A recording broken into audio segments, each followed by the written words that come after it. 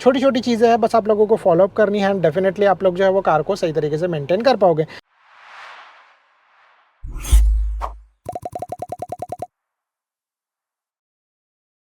नमस्ते दोस्तों and welcome to our channel. कैसा आप लोग? आज इस वीडियो में हम लोग बात करने वाले हैं कि कार को सही तरीके से मेंटेन कैसे करना चाहिए। तो कार चलाना और सीखना एक अलग बात हो जाता है, बट कार को सही तरीके से मेंटेन करना भी आप लोगों को पता होना चाहिए। और ये सारा चीज़ अगर आप लोगों को बिगिनिंग में ही पता होगा तो आप लोगों को जो है वो फ्यूचर में ज़्यादा प्रॉब्लम नहीं होगा।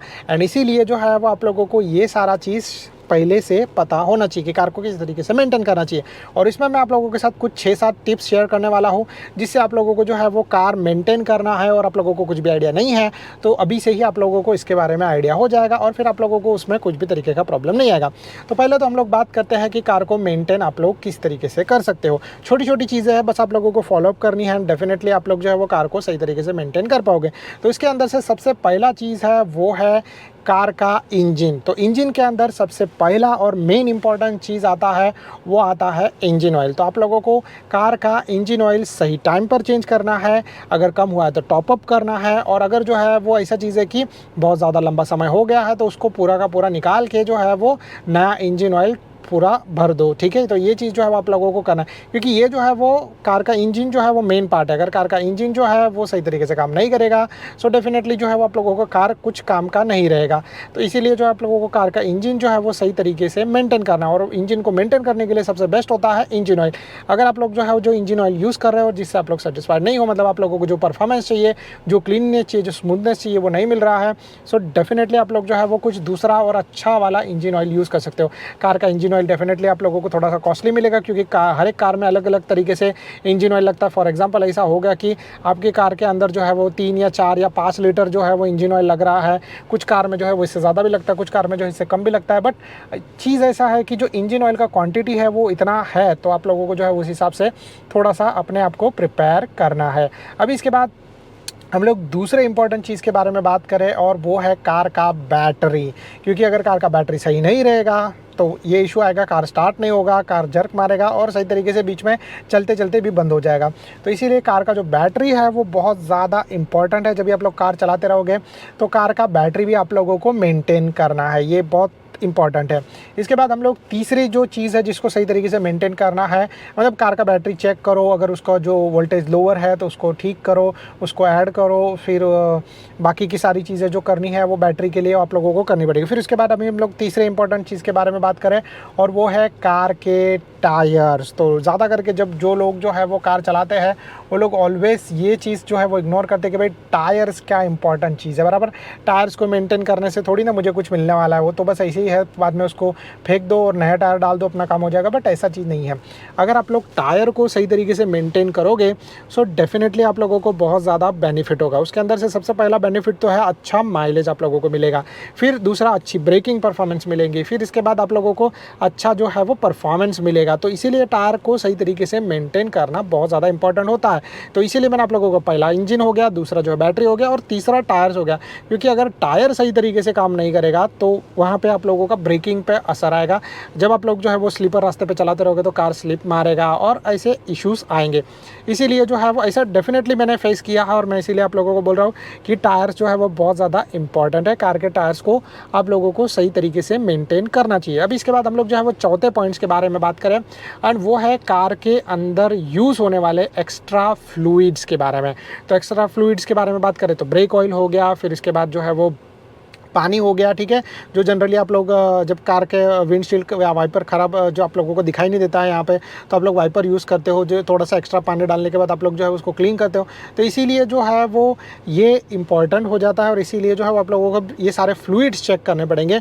ब्रेक ऑयल हो गया, फिर इसके बाद जो है वो आप लोगों को लिक्विड हो गया, पानी हो गया। तो ये सारा चीज़ जो है एक्स्ट्रा जो फ्लूइड्स कार के अंदर लगते हैं जिसको आप लोगों को चेक करना पड़ेगा, क्योंकि अगर आप लोग उनको चेक नहीं करोगे तो फ्यूचर में कभी भी प्रॉब्लम आएगा। अगर ब्रेक ऑयल नहीं रहेगा, ब्रेक ऑयल खत्म हो गया रहेगा, आप लोग ब्रेक प्रेस करोगे, ब्रेक लगेगा नहीं। इसीलिए जो है वो ब्रेक ऑयल भी इंपॉर्टेंट हो जाता है।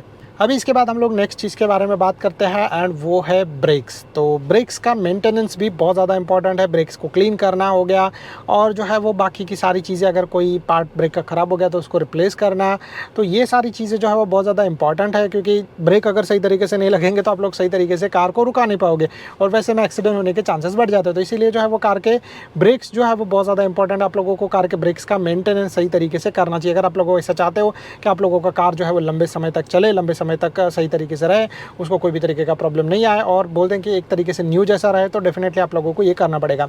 प्लस इसके अंदर जो है वो कार का इंजन के अंदर जो है वो एक और इंपॉर्टेंट पार्ट आता है जिसको बोला जाता है एयर फिल्टर। तो एयर फिल्टर जो है वो भी बहुत ज़्यादा इंपॉर्टेंट है, क्योंकि वो क्लीन एयर प्रोवाइड करेगा, जिसकी वजह से आप लोगों का कार जो है वो अच्छा माइलेज दे सकता है। तो इसीलिए जो है आप लोगों को कार का एयर फिल्टर भी टाइम टू टाइम चेंज करना है, जिससे आप लोगों का कार का इंजन सही रहे, आप लोगों का कार का इंजन अच्छा माइलेज दे, अच्छा परफॉर्मेंस दे। इसीलिए जो है आप लोगों को कार का ये जो एयर फिल्टर है उसको चेंज करना चाहिए। अभी इसके बाद फाइनल की बस सिर्फ 2 चीज़ें रह जाती है एंड पहला जो चीज़ है वो ये है कि बाहर से कार को क्लीन करना। कुछ लोग जो है वो ऐसा करते हैं, कार ले लेते हैं और फिर चलाते रहते हैं, कार को कभी बाहर से क्लीन नहीं करते, कभी धोते नहीं है।